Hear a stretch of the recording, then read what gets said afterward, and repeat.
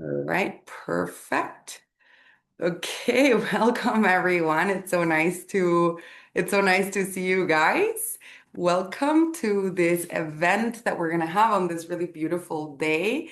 The event today is something that came up last week. We decided last minute to make this event because we were really inspired by a question that somebody asked last week during a Zoom call, and it was like, how do you integrate Mayan wisdom into your life?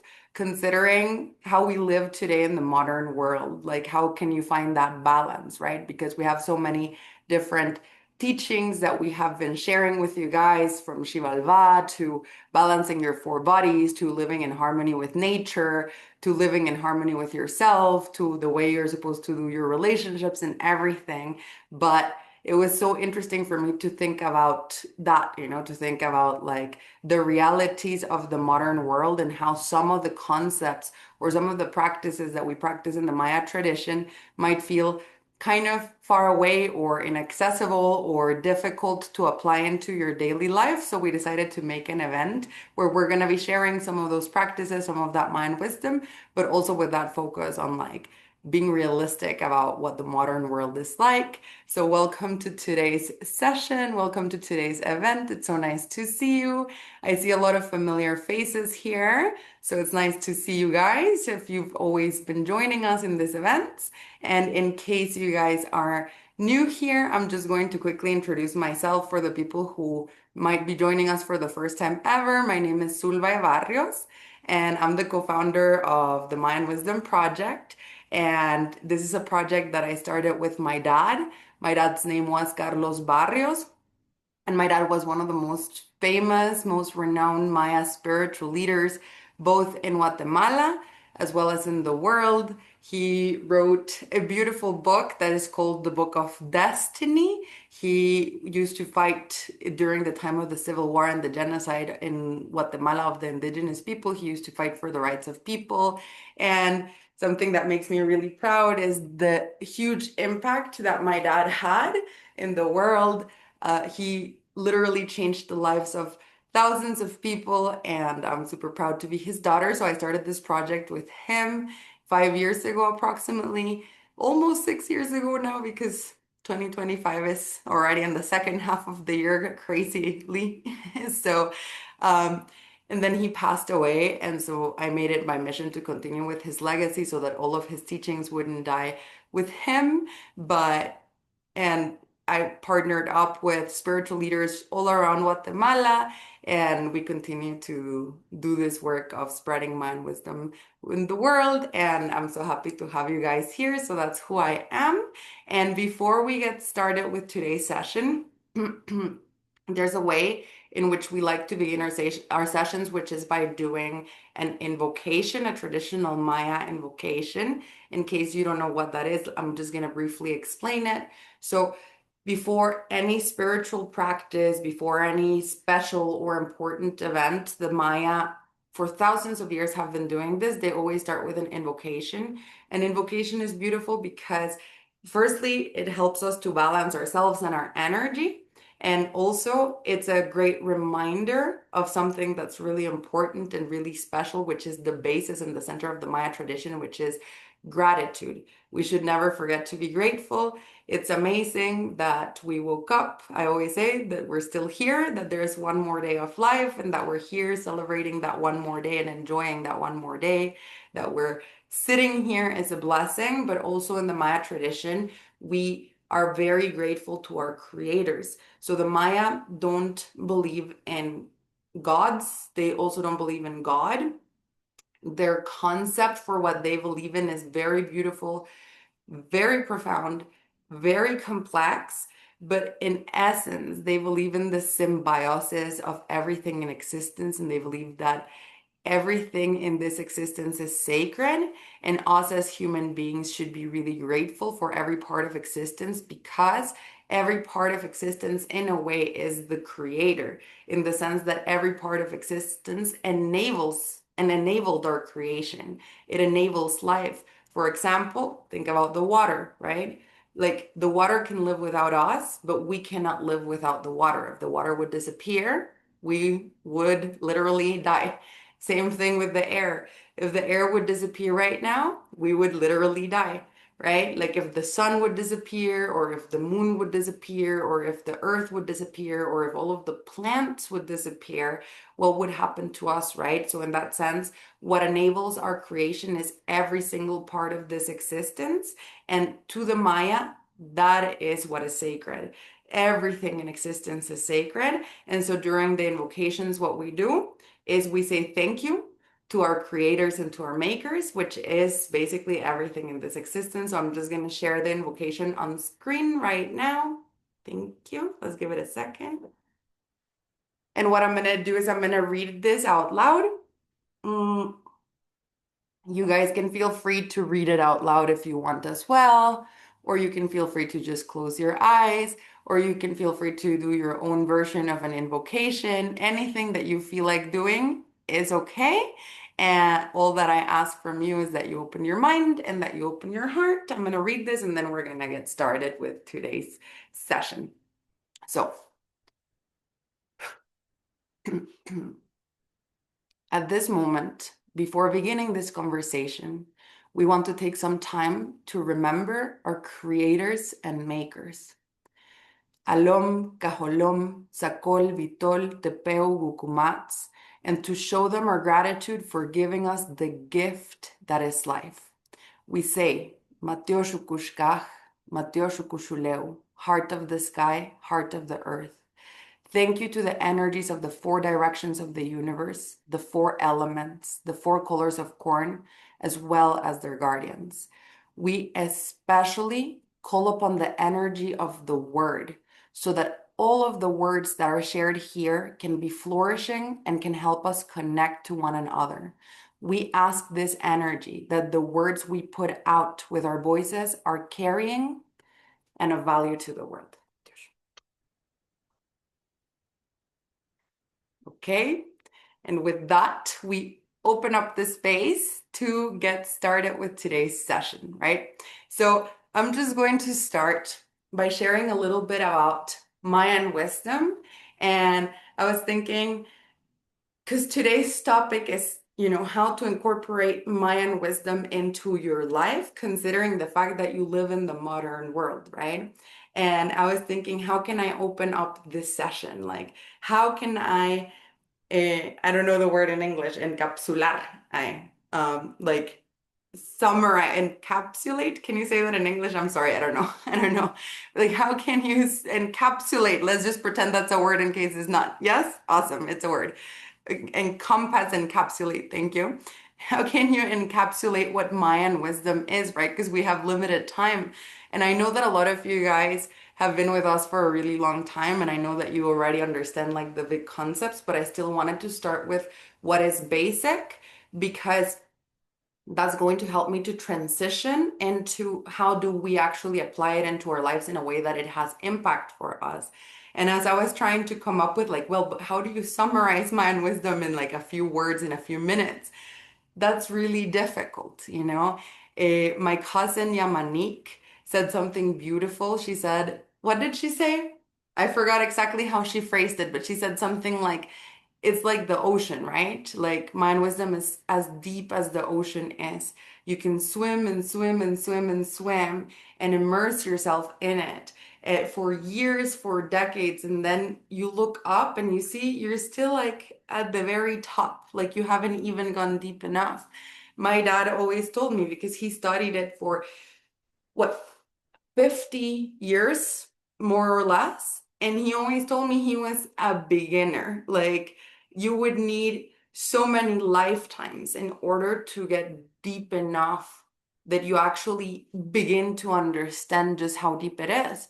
Think about it. It was developed over literally so many thousands and thousands of years. It is the wisdom, the knowledge, the science, and the studies and the teachings of hundreds of thousands, if not actually millions of people who lived for thousands of years, great thinkers, great scientists, great astronomers, great doctors, great healers, great midwives, great herbalists, people who studied the brain, people who studied nature, people who studied the cosmos, people who studied mathematics. Of course, you cannot summarize something that has been developing itself for thousands of years in a few minutes. But as I was thinking about this, something that I was sharing with a small group of people recently is some words that my dad told me that they kind of got stuck in my head because they resonated so much with me, and I thought it's such a great way to explain it. So, firstly, let me tell you, right? So, some of you already know, some of you don't know, but the Maya were one of the most incredibly developed civilizations in the history of humanity, in the history of the world. What they achieved, and I always like to start by listing some of their achievements because I feel like growing up, even though I grew up in Guatemala, like obviously I knew this because you know who my family is, right? So my aunt is an archik, my uncle was an archik, my dad was an archik. They're not only archik, but like I have in my family like awarded researchers who devoted decades of their life to researching the Maya tradition. So I was lucky enough that I grew up knowing how incredible the Maya were. And something that really, and are, because they still exist, by the way, not only were, they still are. And so something that really frustrated me as a child when I went to school is like at home with my dad and with my family and everything, like I was able to see this great development. But then I would go to school and I would learn about the Maya, like in my history class or whatever. And there were so many things that were non-factual and that were so wrong. Like the history books will tell you about the Maya, for example, that they were polytheists, that they believed in many gods. There's nothing, there wouldn't be anything wrong with that if it was true. The thing is, literally, it's not true, right? Like, that's just not, I'm like, how do we get like the most basic thing wrong? Like, what did they believe in? Like, that's so basic and they still exist and they could explain to the archaeologists and to the anthropologists studying the Maya like what they actually believe in, but unfortunately the historians, everyone rarely talks to the actual Maya people who still are living their tradition, which was inherited orally for thousands of years and it still remains intact, right?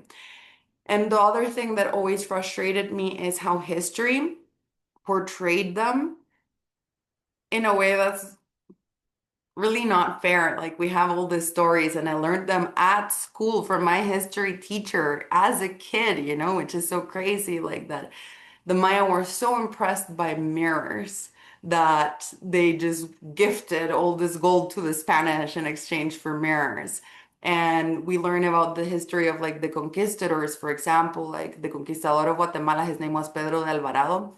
And in the history books and the way your teachers explain it to you is like this great people who came here and brought civilization to us because we were uncivilized and we had nothing going on for us. And we were basically just living there, like barely, you know, knowing how to speak to each other. That's how they're portrayed. And that is crazy to me. And so the way I always like to start sessions is by explaining you how incorrect that is so that you have an understanding why Maya wisdom is so profound and why it's going to be so impactful for you and for your life when you learn what's the science, because it's actual science behind these techniques that will actually have a positive impact in your life. So a few facts, right? The Maya, thank you. The Maya created the most mathematically complex and accurate calendar in the history of humanity and the world. That sounds cool, but you just don't understand what I mean when I say mathematically complex.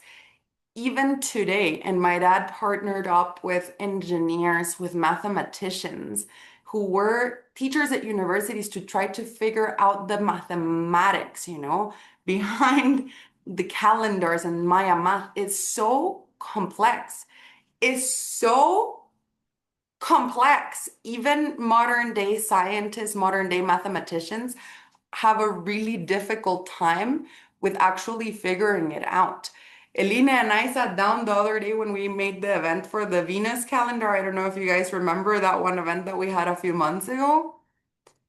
And we were blown away. We were looking at the Dresden Codes and we were looking at how they were able to match the calendar of the transit of Venus with the Cholkich, with the Av. Is like this perfect Swiss clock where, for, like in the Gregorian calendars, days repeat themselves every 365 days.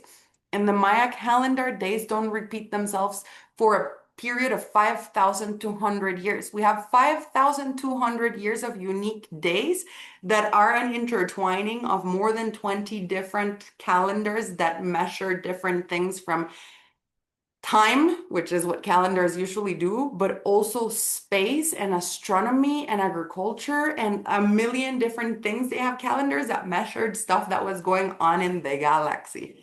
So don't tell me, that we were civilized because at some point the Europeans were thinking the Earth was flat and the Maya were measuring the actual galaxy. Okay, I'm sorry. Anyways, so basically, you know, um, there is that. But they were also already for thousands of years performing surgeries. I'm not actually joking, like opening up the body and performing surgeries. Research Maya dentistry because it will blow your mind, okay? Like Maya dentists thousands of years ago were equally, if not more advanced than how dentists are today. It's wild, okay? Like dentistry just alone is crazy. So like medicine in every single way was so highly developed. You guys don't understand Maya medicine. It's like wow, okay? It's wow. And so literally, you know, it's crazy because like, take it back a few hundred years, like 500 years, 600 years ago, people in Europe were living to be like what, in their 30s, in their 40s, in their 50s.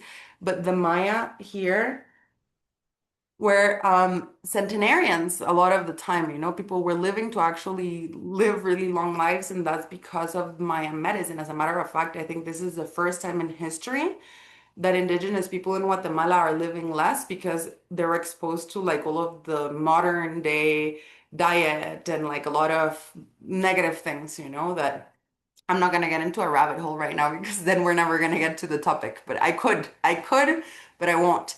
But basically, you know, it's medicine. Then look at the astronomy, the science, the math, the architecture, like poof, like what remains from the ancient architecture. Look at what happens during the solstices, during the equinoxes in Chichen Itza, right?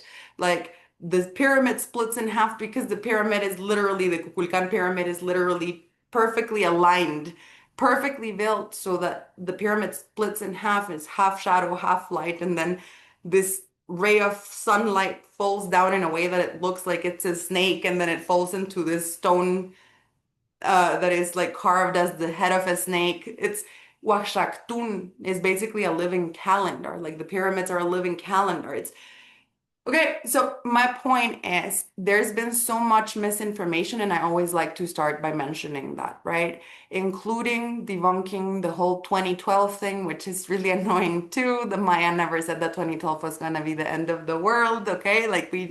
I'm not even gonna get too deep into that, but I'm just informing you they never said that ever, right? And so it portrays my culture in like a negative light sometimes when these things happen. So I just like to start by clarifying that. So now to what my dad actually said. Um, that I remember we were just like sitting here in the living. I think we were sitting here actually in this living room. And he told me, look at look at where we come from, he said to me.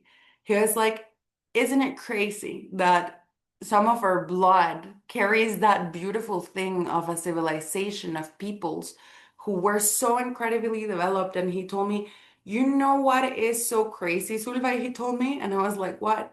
He was like, the science, the math, the medicine are, he was like, I'm literally studying them right now. You can't even wrap your head around it. from how complex it is. You can take actual scientists, actual mathematicians, and they can't wrap their head around how complex it is. And he was like, but you know what's the most beautiful part about it? And I was like, what? And I was like, all of those people simplified it so much that they were able to explain concepts of how to like master like the neuroplasticity in your brain, and they never actually used the word neuroplasticity to explain it to people. They basically created these stories, right? Or how to heal yourself, like how your body works, how your organs work, like all these complex things, these super complex things, like you don't even need to understand anatomy. You just grow up and you know what's good for your body and you know what's good for your mind, because what they did is they simplified it so much and turned it into a set of stories. And that's what the oral tradition is a set of stories that could be told to a little kid, and a 5-year-old would understand it. What people don't get is those stories, even though sometimes they seem silly or funny or too simple, is those stories carry a basis, a scientific, uh, medical, psychological basis behind them that is so complex. How did they simplify it so much that you could tell the story to a kid and the kid would understand it? And so it's so easy, it's so simple, and you don't have to actually understand the science behind it. You just have to apply it, and it works. And it's crazy and it's wild and it's beautiful. And I remember growing up with it. And for example, I have someone in my life, and I don't understand. I'm not a doctor or something, but I have someone in my life who was recently like getting sick a lot, and I was like, take this plant, take this plant, take that plant, and then do this, and then do that, and then do this and this and that. And he was like, what the heck? He was like, that worked so well. He was like, this is wild. Like, how did you know that? And I was like, I don't know. I don't know anything about the body. I'm not a doctor, but my mom used to tell me, if your stomach hurts, this is what you do. If that happens, this is what you do. If you're psychologically not okay, this is what you do. These are all the plants that will help you with your nervous system, with anxiety, with depression, and with stress. And these are all the practices that will help you with that. And everyone knows them. Everyone knows them. We grow up and we know that. We just know that because your parents taught you that. And I think that's so beautiful. So what my dad told me was, mm, isn't it crazy that we were able to simplify things so much that they are accessible to literally anyone? Anyone who will learn the oral tradition already has access to the most incredible wisdom in the world. And he said, but here's the problem. And that's why I'm telling you this story. Now you'll understand why I gave you this whole big introduction to what I actually wanted to say. And what he said was, um, what blows my mind is we simplified it so much, but like so much we simplified it, he said, that people of the modern Western world can't even process how deep it is. It looks so simple, you couldn't even process how deep it is. So what he told me is, I could literally go to the street right now and take any random person, he said, and tell them the literal meaning of life and the key to a happy, healthy, purposeful existence. And he said it would go in one ear and come out the other. It's so simple. They wouldn't even process how deep it actually is and how healing it is, right? So we have, for example, this is who I was telling. I was telling the people from the journey, right? So I don't know if you guys know, we have this 1-year program, whatever. There's like a small group of people who join the program really early on. So they have access to something really cool, which is we have this Zoom calls like every 3 months, I think, or something. And I just had a group who just finished the year. So we had the last call with them, I don't like what, 1 week ago, 2 weeks ago, I can't remember, right? And I was telling them the same story that I'm telling you right now. I was telling them, my dad said I could go to the street right now and I could take a random person and I could tell them something as simple as be grateful, practice forgiveness, connect yourself with nature, balance yourself emotionally, mentally, spiritually, and physically, because those four parts have to be equally balanced, he said. have a diet that looks this way and kiss the earth every day and wake up before the sunlight every day and receive the first rays of sun and do an invocation to say gratitude for like all of the different parts of existence. Be just and be fair towards yourself. Balance both the light and the darkness in your life. There is light, there is duality, there is light and dark outside of us, as well as there is light and dark inside of us. Here's some simple practices to how you face the dark. Here's some simple practices to how you embrace the light. And here's how you stand in the perfect center between the two. Here's how you balance both the masculine and feminine energy that you have inside of you. And be grateful to the water, be grateful to the earth, be grateful to the air, be grateful to the sun, and be fair towards yourself, but also towards others. Here's what relationships work for you. Here's which ones don't. And some really simple stuff. I could keep going for an hour and tell you like 100 more little things, you know? And he said, what's frustrating for me is I've literally said this to people before, and they're like, no, no, no, but tell me actually what to do exactly, you know? And he's like, I just told you, I just told you, be grateful, because they're, and they're like, no, no, no. But like, how's that gonna, they're like, I don't get it. Okay, so explain me, what does my daily, like, and like, how do you actually forgive? And he was like, for just forgive. And they're like, no, I don't, wait, just how do you do it though? Like, and he's like, and be grateful. And they're like, yeah, yeah, okay, be grateful. I get it. Yeah, I'm grateful. But you know, but like tell me what's actually the purpose of my life and how do I actually heal myself? And he's like, I just told you, you know? And he was telling me that whenever, you know, that whenever he would, because sometimes he got to travel to the States or to Europe to give workshops, like he was invited to give workshops about Mayan wisdom sometimes. He said the most simple things, and he was like, it's so simple, but people don't get it, you know, because it's too simple. And that's why I told people in the journey. Now we've been studying the simple concepts for one full year, and now you get it. It's not simple, doesn't actually mean easy. And a friend of my dad, a great teacher, told me once, and I love this, and I was like, you know what, Renee, you're right, you know?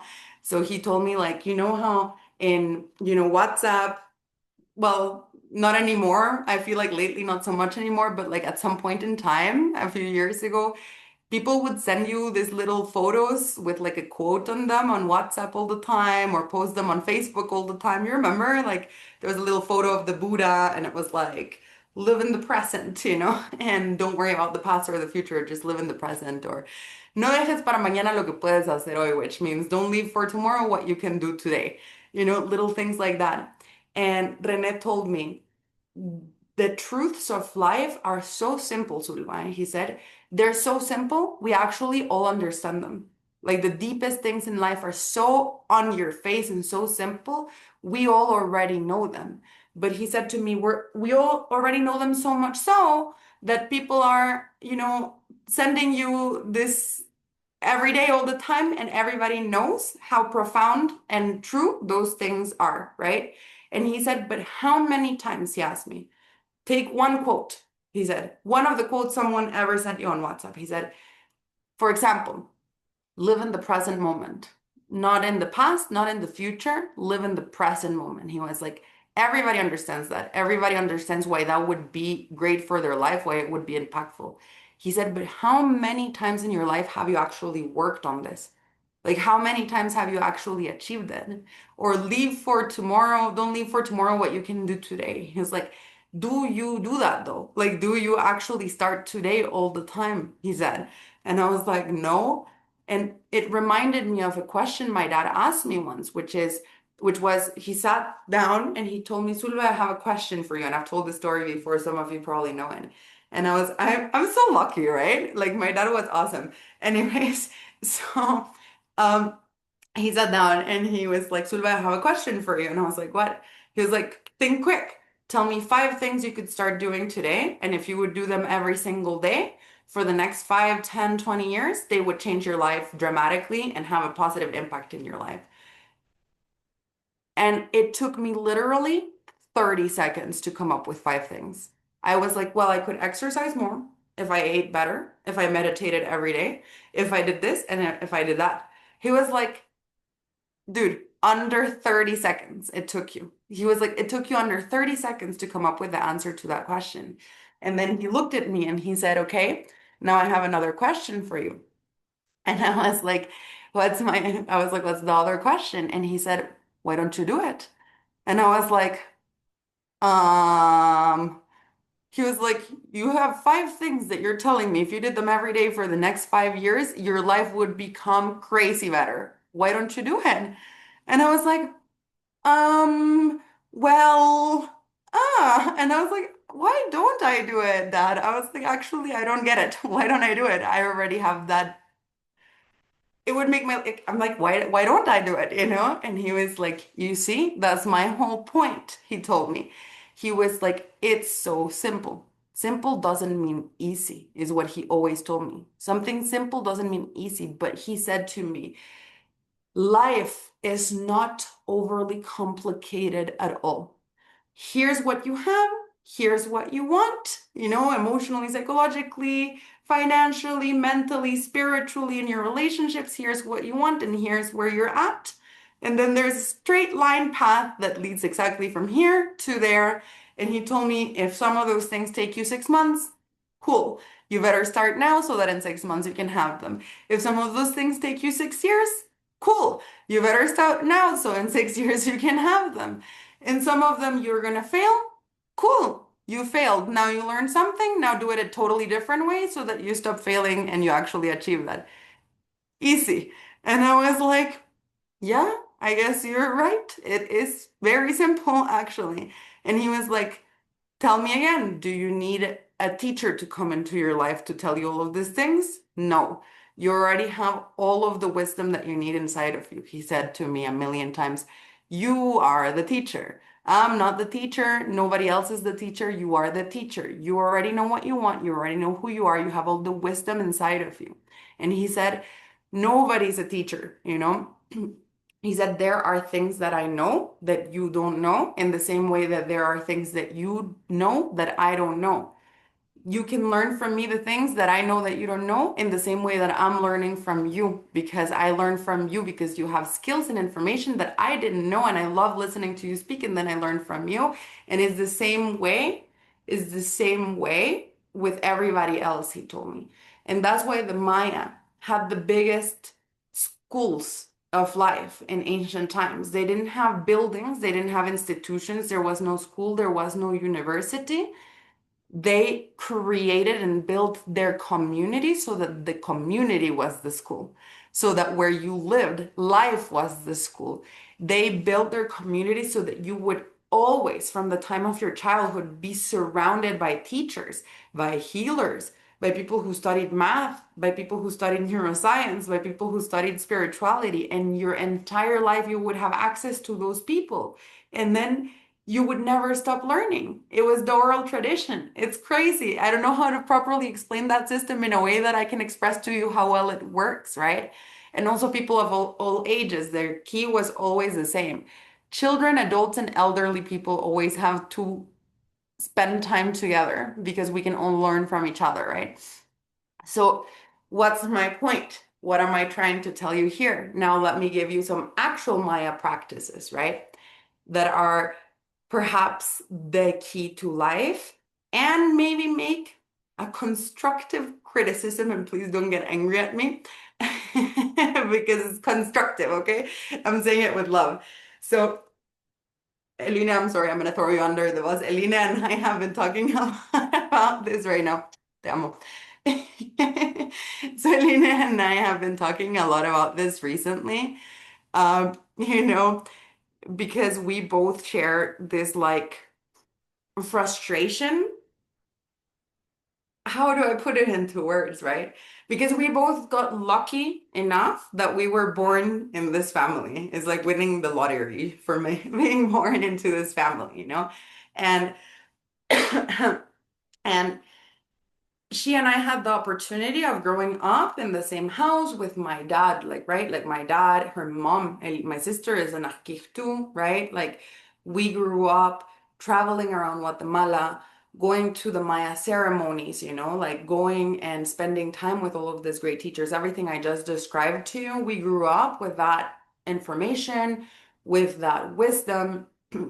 Since I was a little kid, my mom would heal me every time I was sick with plants. And so I just know by memory, like what plants to use for what. I never opened a book or something. I just know because that's how I was raised, And we got lucky that we were exposed to my aunt, who's the like my aunt, I mean, come on, you don't even know who my aunt is. She's wow, So we got lucky, and yet, we lived, it sounds like we lived this really crazy life and everything, but we actually lived this really normal life. And this is something that I was explaining in an event the other day. I can't remember which event, but my dad was a completely normal person, right?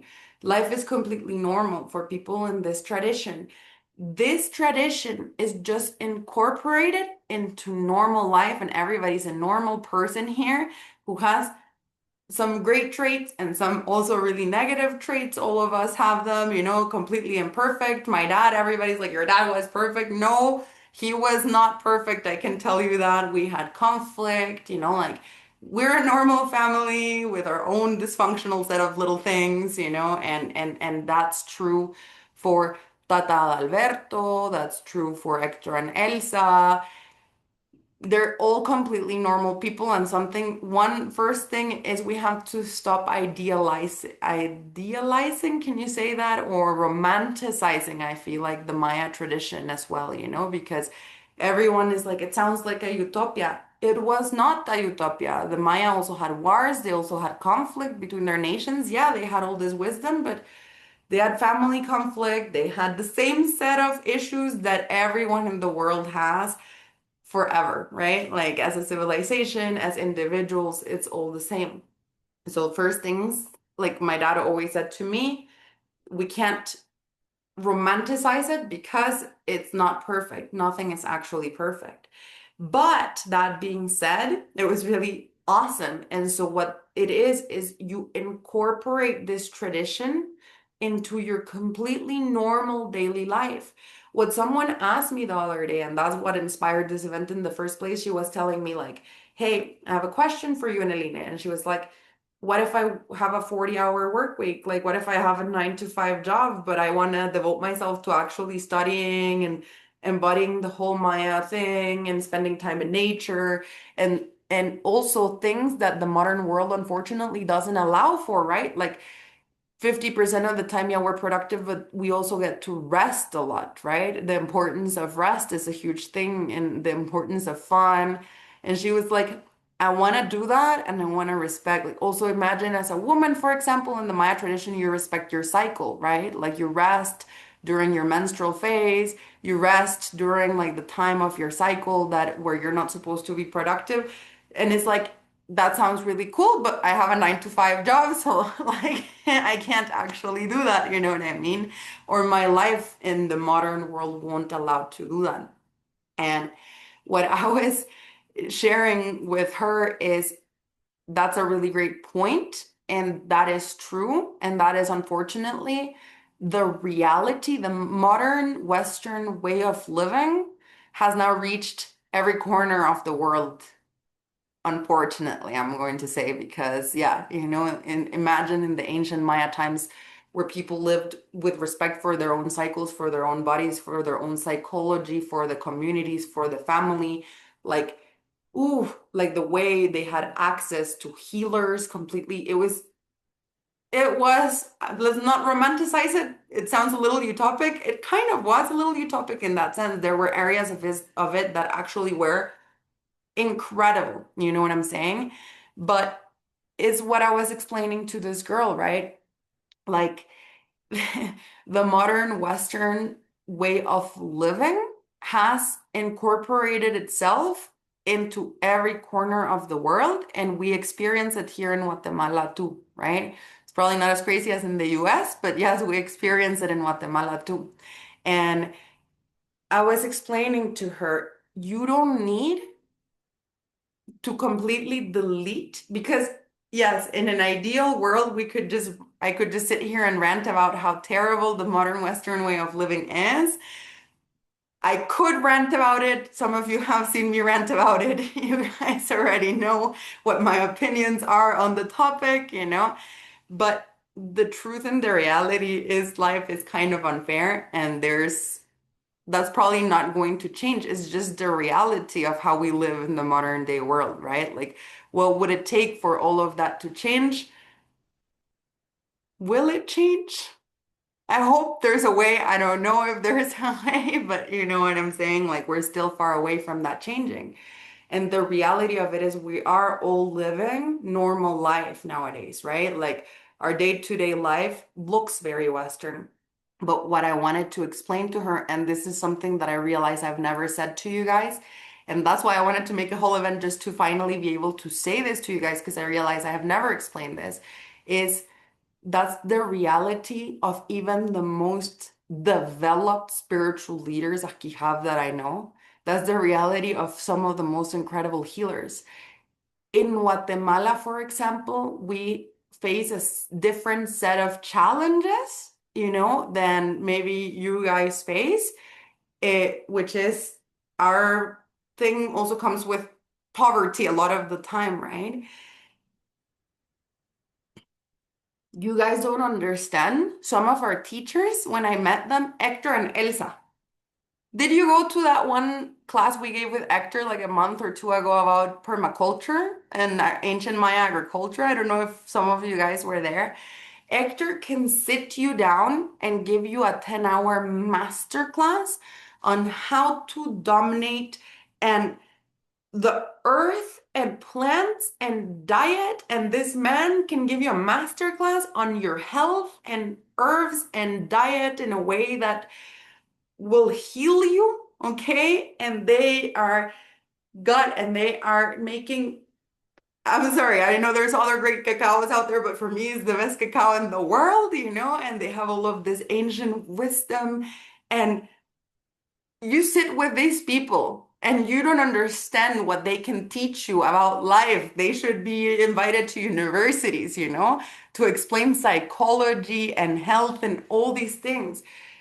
But before they started working with us, they were so poor that one of their children had malnutrition. Like, their youngest one literally was like at risk his health from malnutrition because they didn't even have food to eat. At some point, they were literally selling, like, their neighbors were gifting them food because they were worried about them. At some point, to survive, they were literally selling ice cream on the side of the road. And Adalberto was working like loading cotton into trucks, like and those are very exploitative jobs usually, you know what I'm saying? Like, in Guatemala, we don't have, and I know all of these teachers who work in construction. They could give you an entire master class on the universe and astronomy and mathematics and healing, and they could literally heal you. Some of them from illnesses that the modern world thinks are unhealable. They have the craziest things, and they're working in construction, or they're a cleaning lady, or they're the bus driver. And so, like, the amount of times I've sat in a shuttle in this country next to the shuttle driver and they've given me a master class on herbalism or different things, I'm like, why are you a shuttle driver? You should be a doctor. What's happening? You know what I'm saying? Is unfortunately the reality of my country today. And I know the reality of your countries, but I don't know where you guys are from exactly, but I know we have people from all around, but like, I'm assuming a lot of people from the US and Europe as well, right? So it's also really crazy. It's like a different reality, right? But you guys are, I mean, I'll never forget there was this one time when I had to go to Florida, and I remember there was this Honduran restaurant I was going to every morning because I love baleadas. I don't know if you know what that is. If not, try them. Super tasty. So there was this Honduran restaurant, and I was going there every day. And in the morning, every day, as I was going there, I saw all these homeless people, which is very shocking for me about the United States and Europe. Like, the homelessness thing is not something that we see here a lot, and is always very culturally shocking. And I'll never forget, I saw this beautiful woman, and she was sitting there in the morning one day, and I had already seen her every day, and I knew she was homeless. And one day I walked by in the morning because it was like 5 a.m., 6 a.m., and she's getting dressed and she's doing her makeup and she's wearing office attire. I'm like, wait, she has a job? I'm like, then why is she homeless? I don't get it. And then I was talking about it with people and they were explaining it to me. They were like, yeah, there's a lot of people here who have jobs and are homeless. And I'm like, what? That makes no sense. That's so crazy, you know? So, and then we have a lot of people. I am going too deep into the topic. I'm gonna start summarizing it so I can move on to the next thing. But I know that you guys work a lot. I was shocked. I was like, this must be a mistake the other day. Like it happened like a year ago. I was here. I think it was the 20-day challenge, and I was telling you guys, like, I just read a statistic. It can't be true, right? That 86, I think, percent of people, or 89% of people, I can't remember, in the United States suffer burnout. And I was like, nah, that must be wrong. How can it be almost 90% of the people? And then all of you guys were like, no, that sounds right. And I was like, what? I was like, what do you mean? That's normal for you? Like, I don't get it. I'm confused. That's normal for you. I was like, okay, that's weird. That's crazy, right? And so when we look at the modern way of living, yeah, it's not giving, guys. It's like, it's lacking. Like, this is not good. Like, the modern Western way of living is making us ill, it's making us burn out, it's making us like there's no time for rest. We're barely surviving. We think we're so developed, so civilized, but hey, we have to work like all the time from at least Monday through Friday, 40 hours a week. Like we spend all of our days at work to be able to barely even afford the super basic things like food and health and the super mega basic things. So of course, the Maya were onto something when they made their economic system completely different in a way that served the people, not the people served the economic system, you know? And in a way that they made their communities function where everybody had health, everybody had psychological support, everybody had, emotional support, everybody had physical support. Their educational system gave them all of the tools and everything that you need to have in order to live a good life. And so, my question to myself for many years through the Mind Wisdom Project has been, how do we deliver this wisdom in a way that people can actually apply it into their lives, considering the world in which we live in today? And I hope that we've done a good job, like you tell me, right? But I hope we've pulled it off somehow to do a good job to deliver this wisdom in this way. But the reason I thought this topic is so important and the reason I'm here today, and now I'm going to give you some practical stuff, is because the Maya, and that's why I do what I do, and that's why my dad was so passionate about what he did, and that's why I'm surrounded by so many incredible people who are so passionate about this project, because the Maya believe that the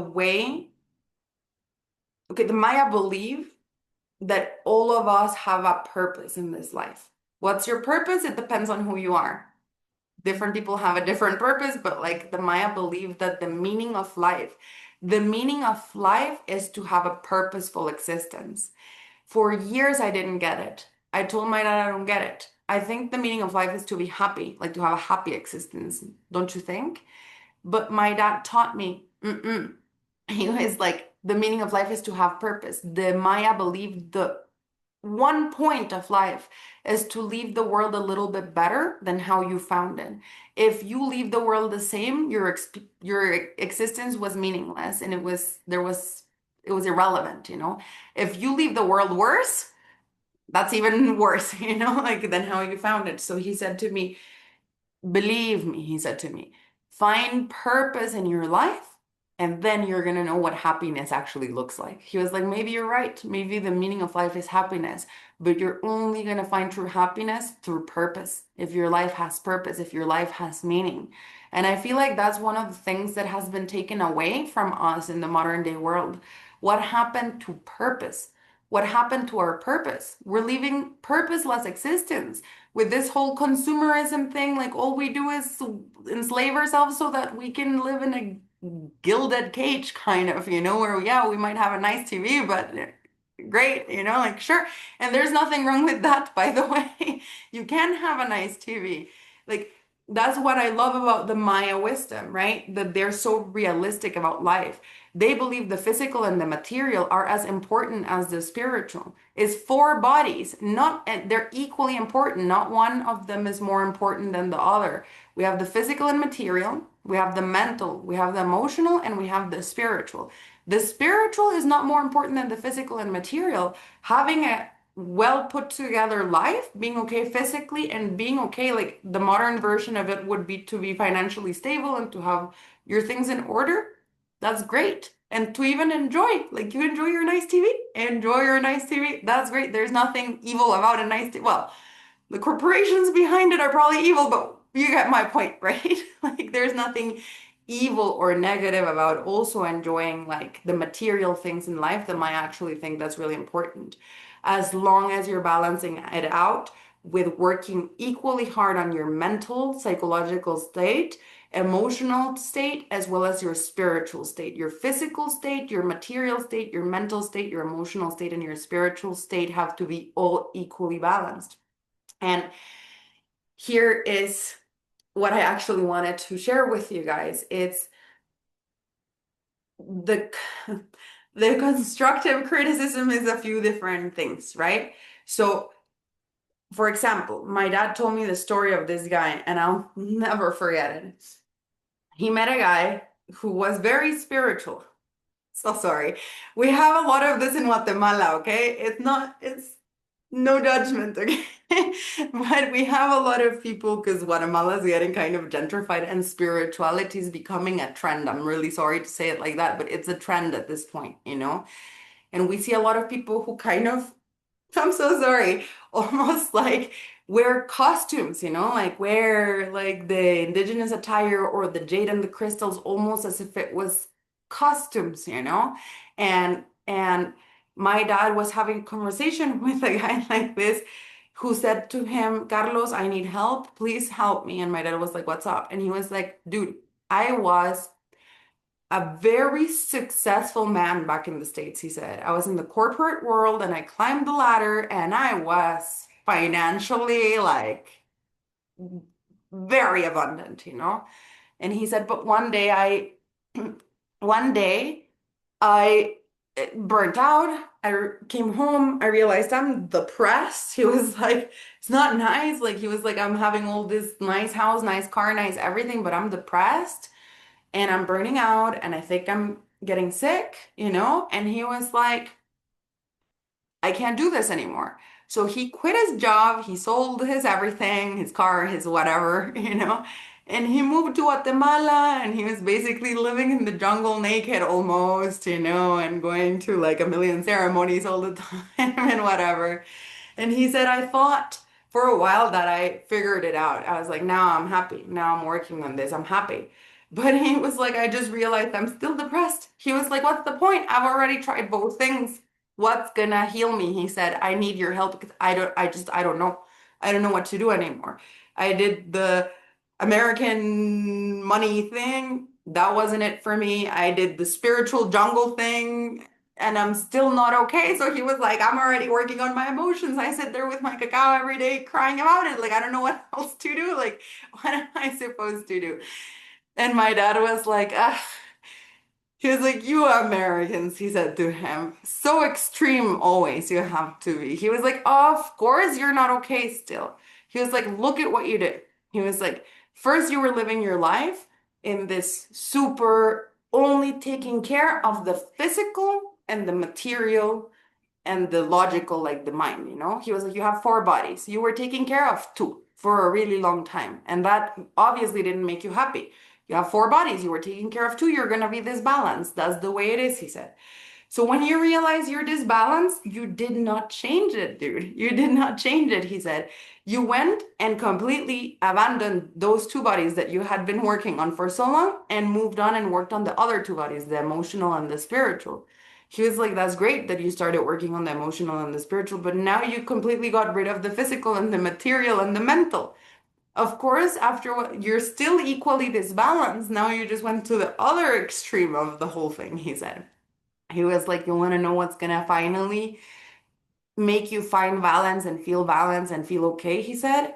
Stop going to the extremes, work on the four. Not one, not two, on the four. They're equally important. Now you went to this other extreme. Okay, and I'm sorry, I see so many people nowadays doing that, going into the other extreme. No, no, no, no. In the Mayan world, it's balance. It's a little bit of everything. It's okay to have a little bit of everything to work on those four parts of your life equally. And it's not, that's the thing, spirituality and all of the wisdom of these traditions is not a checklist, is not a to-do list, you know what I mean? And that's the other mistake that I see a lot of people making nowadays. I even saw this hilarious reel the other day and I was laughing because I know people like that, you know? And it was like just it was like it's like this comedians, you know, who just make fun of different people in society, you know, and then they were making fun of spiritual people and I laughed so hard because they were like, nowadays, right? Like people, they're like, okay, wake up at 5 a.m., check, and drink my cacao, check, and drink my matcha, check, and then cold plunge, check. And now I'm gonna journal. And now I forgive you, I forgive you, I forgive you for 10 minutes. And now I'm gonna move on to this, I'm gonna move on to that, I'm gonna move on to this and this and this and this and that, you know? And I was telling Alina, no, no, people, like, we're so close, but we're not getting it yet. So it's not like that. This way of living, the Maya tradition, it's not a religion or anything. It's a way of living. It's a lifestyle, you know, and it's something that you do and you embody and you incorporate into, so hard to put into words, but you incorporate it into who you are, into how you live, into how you view life, into how you express yourself, into all of these things. I'm going to tell you a story, right? And I know you guys, some of you guys already know this one, but I really hope I can get through to you with this. So basically, because it's going to be life-changing if you understand what I'm trying to say. So the idea is that Mm, okay, when my dad met his teacher, and some of you guys know the story because I say it a lot during the challenge, right? He, okay, I'll just say, I'll just tell the full story because it's too good. It's too good, I can't summarize it. So when my dad met his teacher, um, he was at university, he was studying anthropology. They called people to go do some field work in this very small indigenous town. They had to be there for months. He volunteered to go, and he went there. And at the time, my dad was actually already getting into spirituality, but funnily enough, he was doing yoga. He was a yoga teacher. Not a lot of people know that about my dad, but he was a yoga teacher for a while. He was doing meditations, you know, meditation and whatnot. And one day, as he was going on this field trip for his university, he would get up every morning at 5 a.m. every single morning, and he would meditate and do yoga. And he was in an area of Guatemala that is really cold, okay? Really, really, really, really cold. I've suffered when I've been there from how cold it is. And he would still get up in the morning in the cold. One foggy morning, because it was a foggy morning, he's doing his yoga and whatnot, and in the distance, he sees an orange light. He's like, what's that orange light? My dad's life was always like a movie. I'm not joking. Like every story of his is like this because it was like a movie. He's like, what's that orange light? So he follows the orange light, right? It almost sounds made up, but it's true. So he follows the orange light. And at the other end of the fog, when he finally arrives there, he sees a man, an indigenous man, doing a Maya fire ceremony. My dad, had been living in Guatemala City for too long, okay? If you're Guatemalan, you know what I'm talking about. And in this country, unfortunately, there's a lot of racism against indigenous people, and we were just talking about it yesterday, because it's like what is wrong with us, you know? Like, where do you think you come from? Like, are you being racist against yourself right now? I don't like what, you know what I mean? They're like, I see, decir esos indios. It sounds horrible, but in Guatemala, that's something people say, and it's an insult, like don't act indigenous, don't be indigenous. It's an insult. People can tell you the word indigenous as an insult, okay? Anyways, my point is, my dad had, gone to like been too long in Guatemala City, and he was very rude. His words, not mine. He was very rude to this man. The man had a stone in front of him in the shape of a monkey. And my dad literally was, I don't want to use a bad word, but he was such an asshole. Okay, I'm so sorry. He was such an asshole. He was like, what are you doing? Like, and the man turns around. He's like, first, like, who are you? Second, he was like, good morning. Like, how rude are you? And my dad was like, oh yeah, sorry, good morning. And he was like, but anyways, what are you doing? He was like, I don't know what you guys believe in, but this seems kind of dumb. You're praying to a monkey? Like, what kind of religion do you have? Like, how ridiculous is that? This is so embarrassing. Oh my God. Anyway, so like, but it's part of the story, okay? So the guy's like, oh my goodness, who's this spoiled little kid who's being such an asshole to me right now?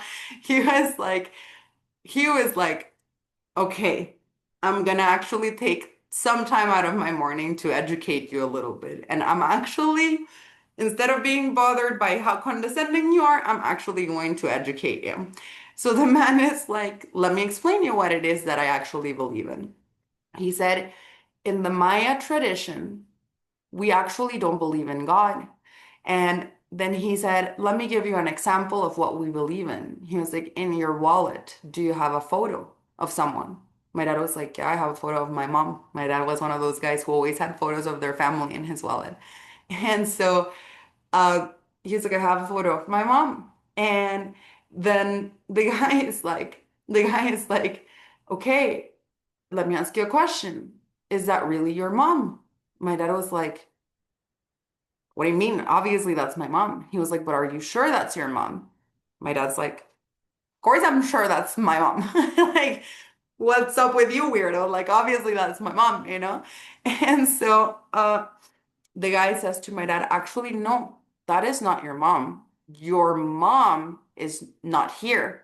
It's a picture of your mom. It's an image of your mom. Your mom is somewhere else right now. What you have in your wallet is a photo, it's an image of your mom. It's not your real mom. He said, this monkey here, that's a picture of my God. And before you start being condescending again, no, my God is not a monkey. And if it was, so what? But no, it's not a monkey, you know? Um, he said, I don't have a God, actually. In the Maya language, we don't even have a word for God, he said. We don't have a word for God. It just doesn't, by the way, it just doesn't exist. Like, it just does not exist. Anyways, he said, but we do believe in something. It's not that we don't believe in nothing.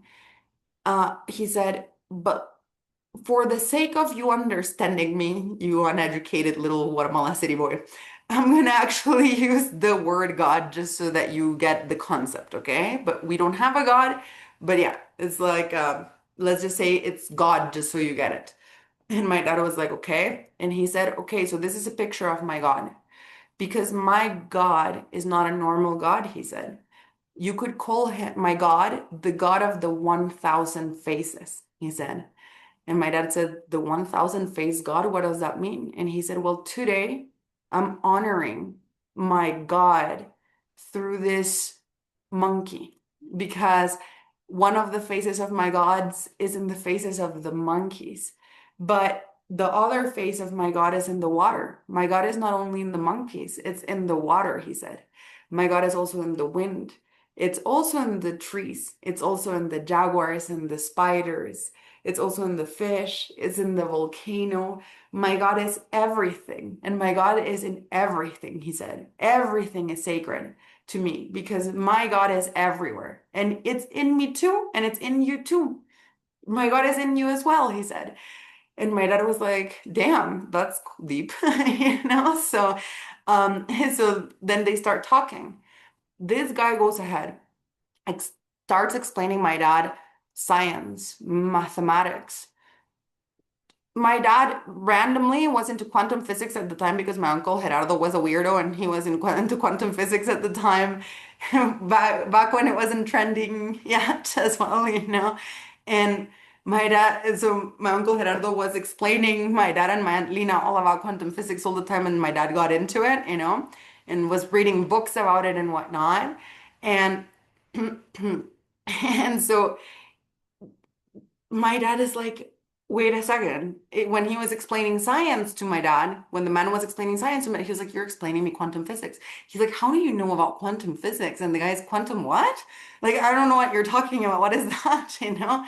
My dad is like, you just explained it to me though. And he's like, how is this man who's wearing no shoes, who has no money, did not go to school? The man didn't know how to read or write. He was illiterate. He's like, how is he explaining me mathematical, scientific concepts that are so profound, nobody even gets them yet because they're so recent, you know? My dad is like, this is wild. He's like, how is the most uneducated man in the country speaking to me in a way that the most educated person I know couldn't, you know? And so he's like, I'm hooked now. He's like, who's this guy? Like, what's up with this? So a few days go by. A few days go by, and he's in the morning again meditating, doing his whole thing. And randomly the guy walks by and he's like, oh, there's Carlos, you know. My dad is in the lotus meditation position meditating, you know, and with his eyes closed. And the guy comes and he's like, Carlos, Carlos. And my dad is like, oh, here's the guy. And then my dad, in his big spiritual ego at the time, because he told me that, like, he used to have a very big spiritual ego. He was like, okay, now it's my turn because he impressed me. Now I'm going to show him how spiritual I am and how impressive I am, you know? So the guy's like, what are you doing? He was like, Carlos, I swear to God, you're so weird. Who sleeps sitting down? And that's what the guy said to my dad. And my dad was like, no, I was not sleeping. I was meditating. And the guy's like, meditating? What's that? And so my dad goes and proceeds to explain meditation to the man.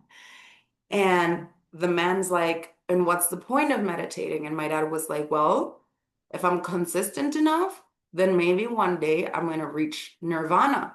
And the guy's like, what's nirvana? So my dad explains nirvana. And the guy gets super excited. He's like, wait, what? He was like, that is so cool. He was like, you have to teach me this meditation thing. He was like, this is amazing. He was like, teach me, because I want to reach nirvana too. And how long will it take us today to reach nirvana? Says the guy. And my dad's like, no, you're not getting it. You're not getting it. We're not going to reach nirvana right now after meditating once. He was like, the guy's like, okay, so how long till you reach nirvana? And my dad is like, if I'm consistent for 20, 30, 40 years. The guy bursts out laughing. He's like, 40 years? He's like, you're crazy. He's like, why so long? And my dad is like, what do you mean? The guy is like, ay, Carlos, you don't know anything. He was like, you want to reach Nirvana? And my dad was like, yeah. It's like, come with me. I'll take you to Nirvana right now. And so that is like, what? So my dad is like, well, I'm gonna definitely go with him because like I'm too curious now. They go to his house. He was a Maya spiritual leader, so of course he had an altar at his house. And he does to my dad what is called a pineal gland activation. Okay. A pineal gland activation is a practice that's unfortunately dying nowadays. I haven't met a lot of spiritual leaders who can do it. My dad could, and I knew someone else who could, who passed away too. And now I don't know anyone who can, which is really sad because I'm like, if you know someone who can, please text me. Okay. But anyways, it's like they tap different points of your head for a while. It's like a whole thing. How does it work? I have no idea. If I knew how it worked, I'd be enlightened right now. So, anyways, they just tap different points of your head, then they put their hands on your eyes, and then the craziest thing happens. You start to see in the darkness this little light far away, and then they're like, okay, you see the light, and you're like, yeah, and they're like, okay, now start walking towards the light, go into the light and let it expand. And then the light expands. And then you see an explosion of all of these colors that are like not from this universe, okay? Colors you've never seen before. And you're like floating, okay? You're like floating in outer space and you see the entire universe in front of you. And you literally have not one more question left about life. If you could have a conversation with God or the universe or whoever at that point, and they would ask you, I'll answer any question you have, your answer would be, I have no questions left, because you know the answer to everything. And all of this human experience just melts away. And you're enlightened, basically. Okay, you reach nirvana, basically. That's what happens. So my dad says he's floating around in this space of gold colors, for 20 minutes, and he's like, whoa. And the guy is like, okay, Carlos, you need to come back down because I have some errands to run today. So I don't have time for you right now. But my dad is like, no, wait, don't bring me back, don't bring me back. And the guy's like, sorry, I'm bringing you back. He's like, no, don't bring me back. And he brings him back after 20 minutes. My dad is like, what just happened? And the guy was like, was that Nirvana? And my dad is like, yes, that was definitely Nirvana. And my dad was like, who are you? You know? And the guy's like, cool, did you like Nirvana? And my dad was like, I mean, yes, obviously. And the guy's like, well, I guess now you don't have to meditate for 20 or 30 years. And he's like, so what are you gonna do now? And my dad's like, yeah, I guess you changed my life plans because now I reached nirvana. And the guy's like, yeah, so what's your life plan now? And my dad is like, please, I don't know who you are. I don't know what this is. Please be my teacher. Please teach me. That was my dad's teacher, by the way. That's the man who walked his path to become a Maya spiritual leader. That's how he met his teacher. Why am I telling you this? No, I did not derail as I usually do into something random. I actually had a purpose for telling you this, which is that's the message, okay? Like that's what I want to leave you with today.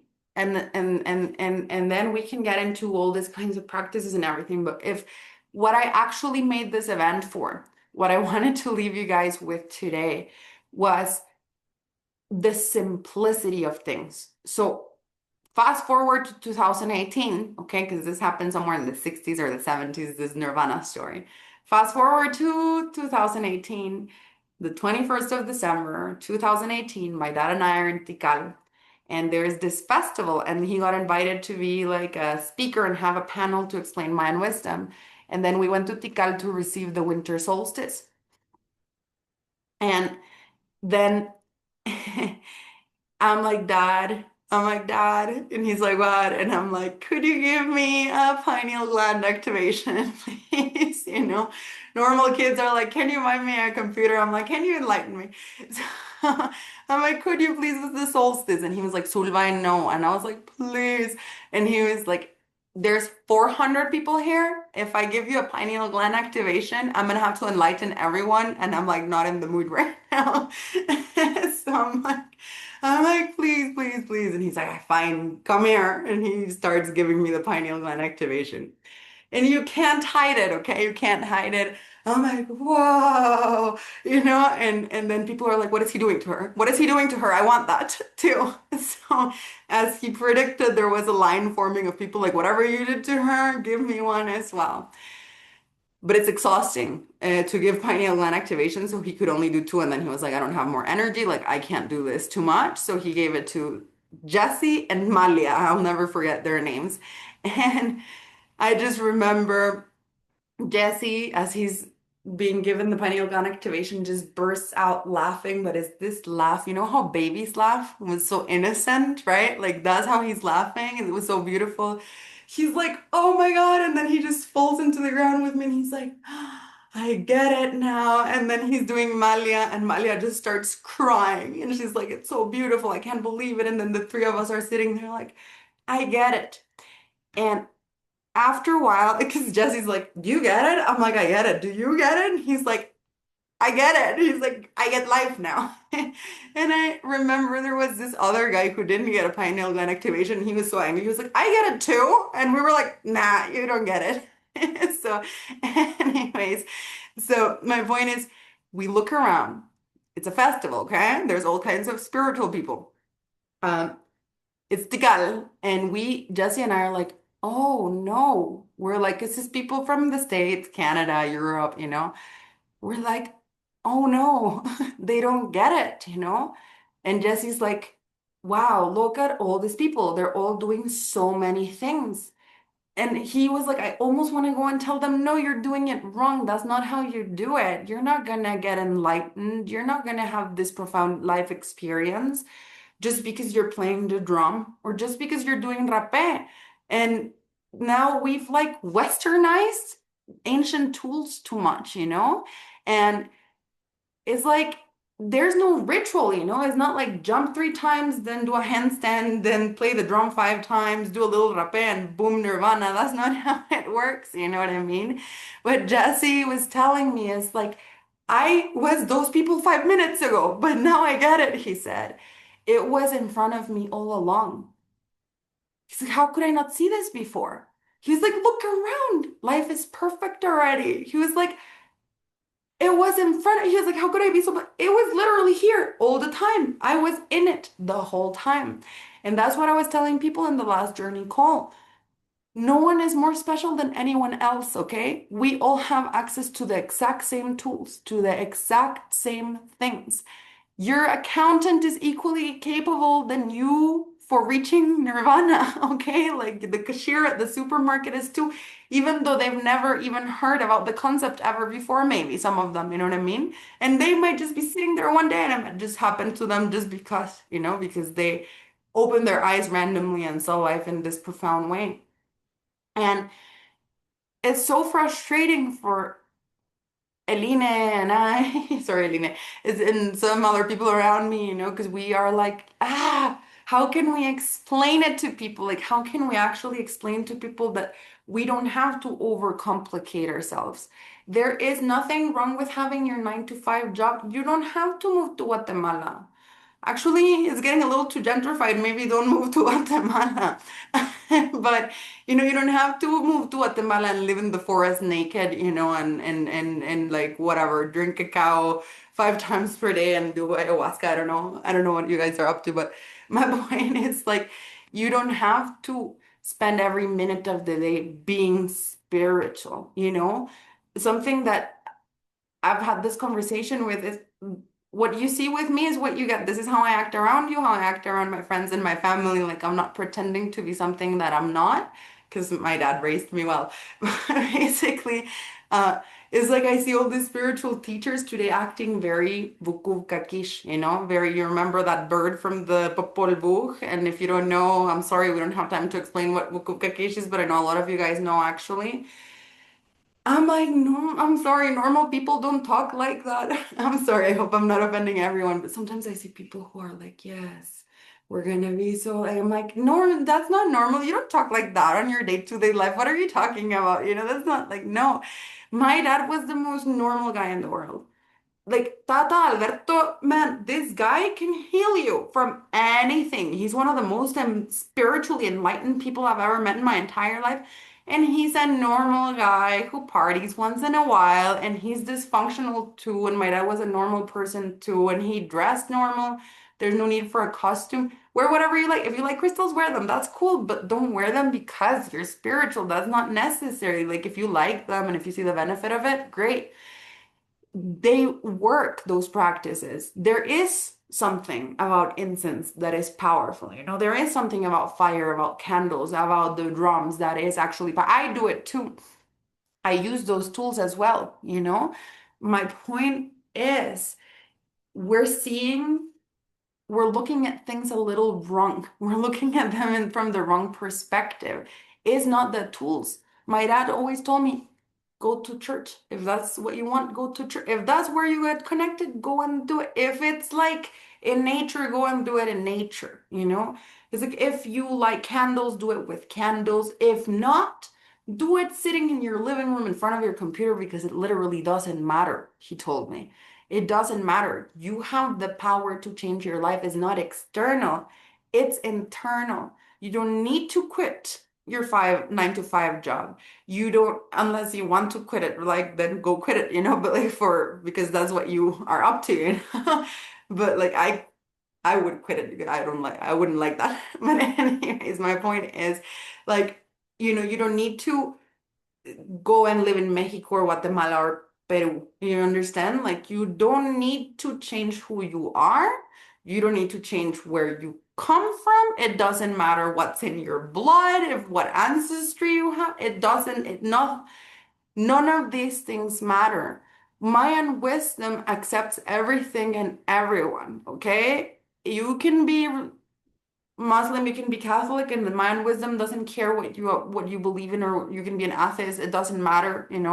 It doesn't matter if you're from different ancestry, European ancestry, African ancestry. It doesn't matter. Mayan wisdom accepts literally everyone because there is sacredness to the four, corners of the world, is what they say, and like everyone has access to the same things. It's just one of the traditions that happen to be in Mesoamerica, and they just utilized the tools that the earth gave us and understood how to master your own brain and how to master yourself. So, what my dad said is, yeah, I could go to the street, which is how I started this session. I could go to the street and explain to someone.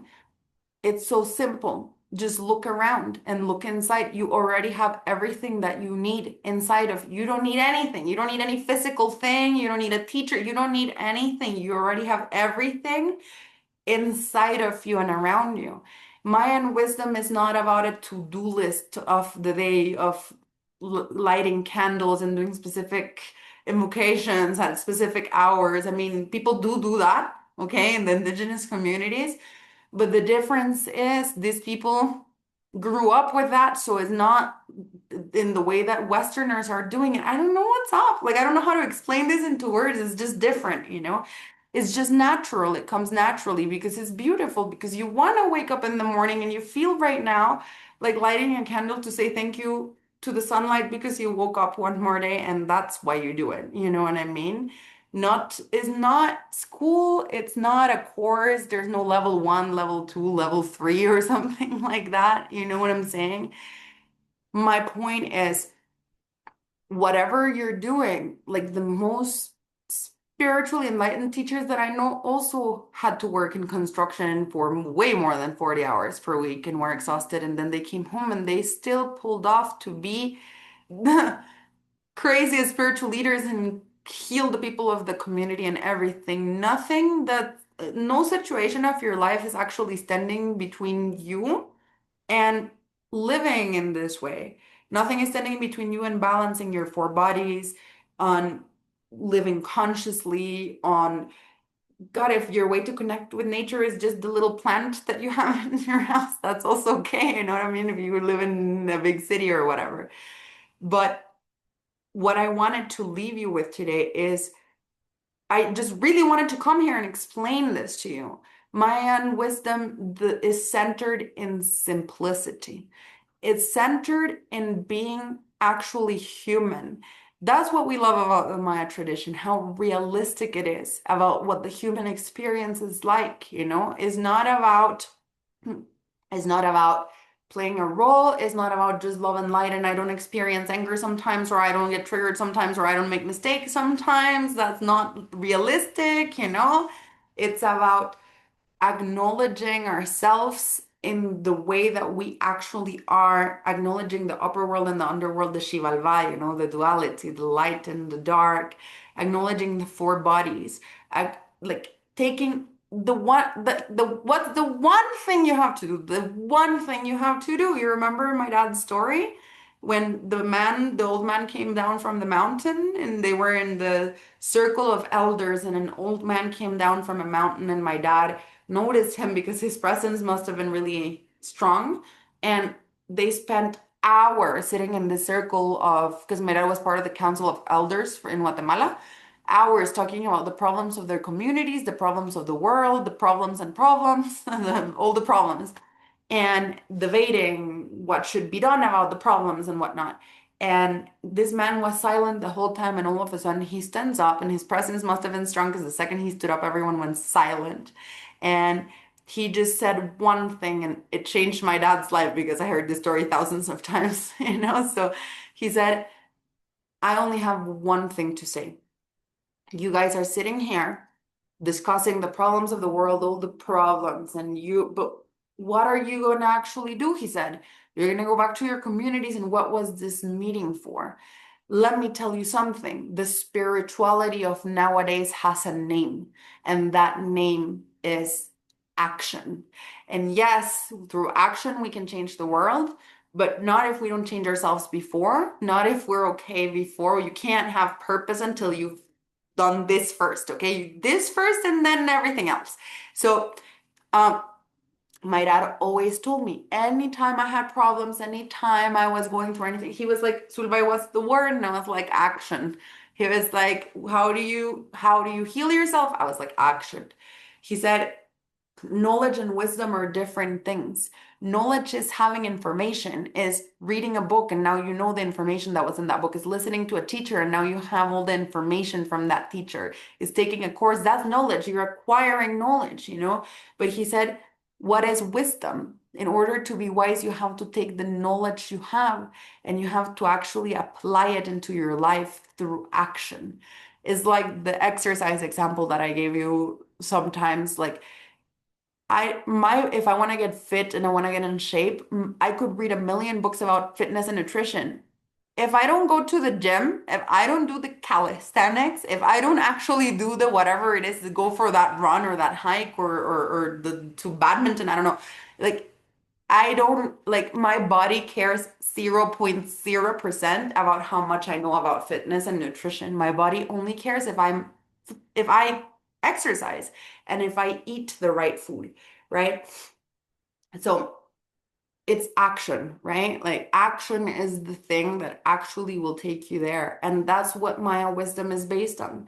Simplicity, taking actions in your life that are going to be good for you, in asking yourself, is this action going to be good for my physical and material body?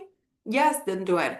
Is this action going to be good for my mental body? Yes, then do it. Is it going to be good for my emotional body, for my spiritual body?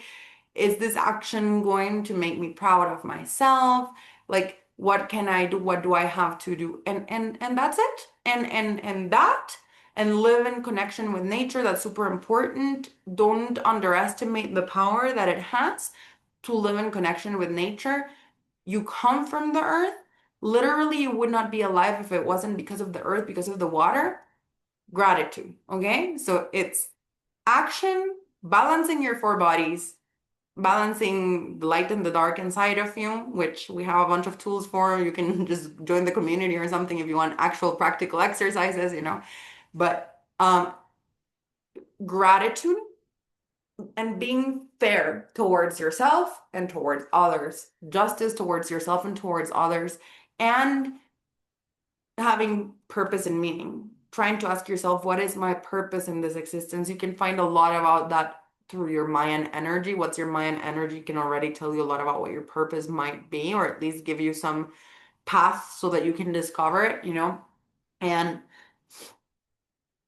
and that's it. And it's so easy. And that's the thing. And that's what my dad said the other day, right? Like about the whole thing. Like I could just go to the street and explain it to someone, but they are so used to overcomplicating themselves in this modern world, they literally wouldn't get it. But that's it. So I hope, because as I said, I never shared this information or this thoughts with you before about simplicity and what it actually means. I hope that you understand that we live in this modern day world. We live in this modern day society. We are part of it, right? Like it's just the way it is. We're part of this modern day society. But we have the power because you are the teachers. You guys are the teachers. We have the power to still within that society and our responsibilities of daily life and whatnot, we always carry within us the power to live with simplicity and to show up with this mindset and this way of thinking to whatever life version of life it is that you're living. And you always have the power to make your life better if you don't like it Yeah, you have the power to change it, okay? And you have it, okay? Like if you're not dumb about it, right? Like you could fail if you're not taking the right steps, but as long as you are actually educating yourself enough to know how to achieve your goals and everything, there's nothing stopping you from doing it, you know? We have power within us. It doesn't matter where you're from, it doesn't matter who you are, it doesn't matter what your life looks like. The most developed spiritual teachers that I know also had a 9 to 5 job, you know, and also were living a normal life. And I just wanted to explain this to you because I feel like nowadays a lot of people feel like the only way they're going to achieve a good life and to implement this wisdom of the Maya or other wisdoms from indigenous traditions is to live in the jungle, to wear certain clothes, to do certain things, to be someone that maybe you're not, you know? So it's not about like it's not in Guatemala, it's not hiding in Guatemala and only accessible here in Guatemala or something. The Maya just taught super simple truths about life. That's all Mayan wisdom is. Super simple, basic, and practical things about life. So I just wanted to come here and remind you of that and hopefully inspire you to actually apply it into your life. And now I'm just going to quickly slideshow. Oh, well, of course, I'm going to end it with that one sentence, which is a reminder the spirituality of today has a name, and that name is action. So, my call to action today is literally go and take action and live in this way. And before we leave, I just want to announce something because we're 3 days away. You can go to the next slide, Martin. Thank you. We're 3 days away from the 5 day light and dark challenge that's going to be starting on the 20th of August. I'm so excited. I'm so happy right now because we've been sharing with you guys and teaching all kinds of things, as you guys know. And like we've had the 20-day cacao challenge, we've taught so many different things, but this second half of the year, I started to be really inspired to share new things that I haven't shared before. And my way to start entering that new era for myself is through the 5 day light and dark challenge. So a lot of you guys have seen us talk about Xibalbá a lot. I'm going to explain Xibalbá is the Maya underworld, and maybe you heard me mention it right now, the whole thing about the light and the dark, right? The duality. So Xibalbá is the Maya underworld, and it's a metaphor for the difficulties that we experience in life, like the pain, the trauma, difficult relationships, being triggered, and like anything that's negative or like negative traits in ourselves that we face and we're trying to heal. And Xibalbá is like an ancient concept from the Maya that comes accompanied by a set of stories and practical things on how do you face the darkness and come out into the light. But also, if you're afraid of the light, if you're too deep in your comfort zone, how do you actually embrace the light? And I'm going to be teaching all about light and dark. And that's why it's called the 5 day light and dark challenge. So you can go to the next one, Martin. So what it is 5 days of transformative live and virtual lessons, and it's going to be 90 minutes each lesson for 5 days in a row, 5 days straight.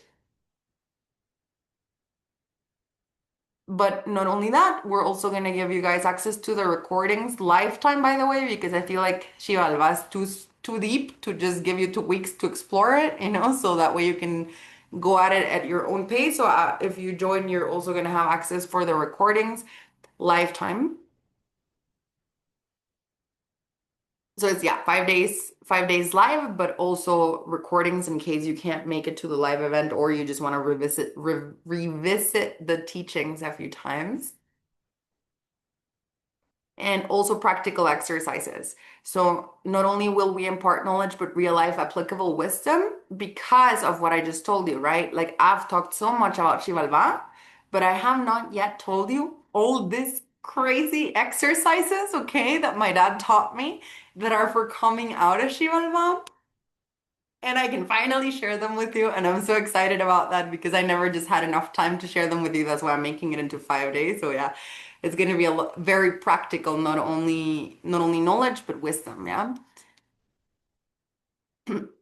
So yeah, it's those three things. It's the 5 days live, the recordings, as well as the practical application. And as I mentioned, lifetime access because we don't want you guys to have to rush through this. So yes, it is 5 days, but you can go at it as well, like at your own pace through the recordings and the community and everything.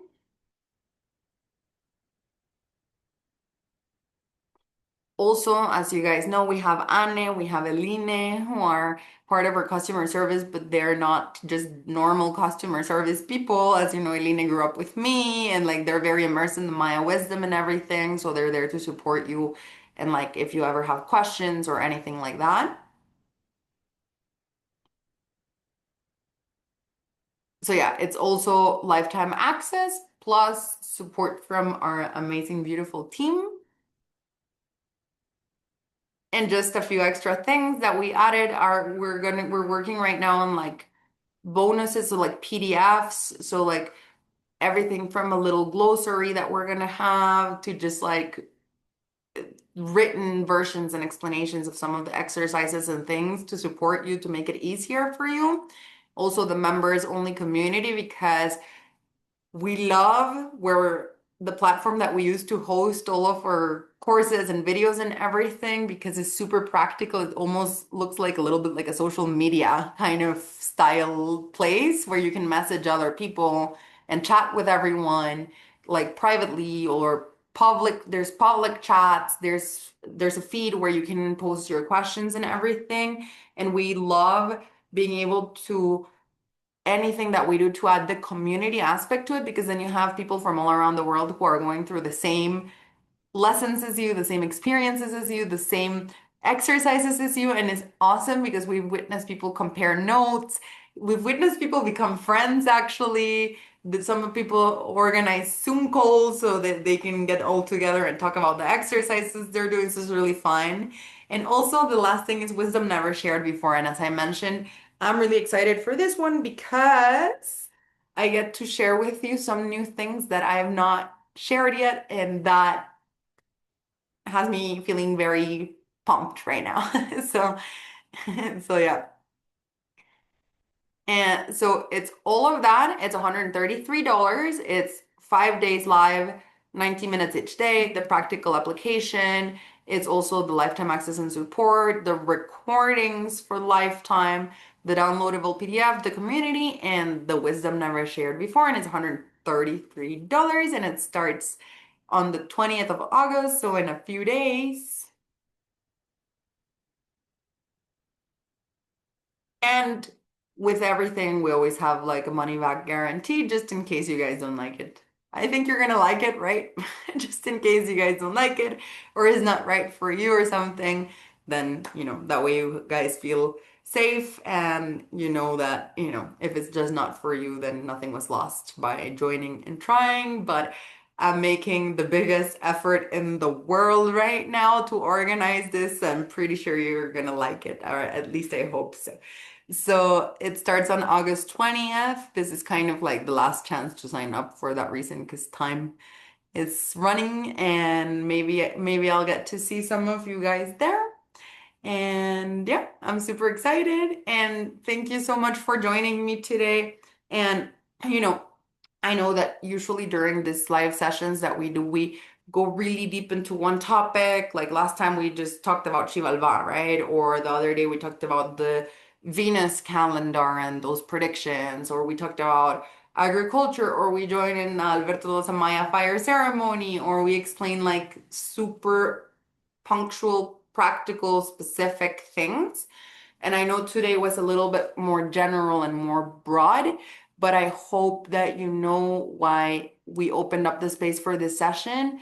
And I realized it just doesn't matter how much Shivalva we teach, how many exercises we teach, like how many parts of the different aspects and areas of the wisdom, like we can do the herbalism, we can do the psychology, we can do the emotional side, we can do a million different things, but I realized it's not gonna work unless I share with you what I shared today, right? Like unless you have clarity on how to actually apply it into your life and what it actually means to live through Mayan wisdom, right? And again, it's not a place, it's not a costume, it's not a to-do list, it's not one of those things. It's literally you doing what's good for you.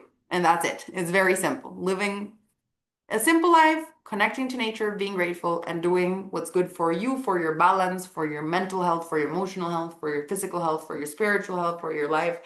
And yeah, that's it. So go take action, and I'll see you guys in 3 days, I think. A lot of you guys. So thank you so much for joining me today. And I love you and see you soon. All right. Bye. It's so nice to see you. Have a nice day. Bye bye.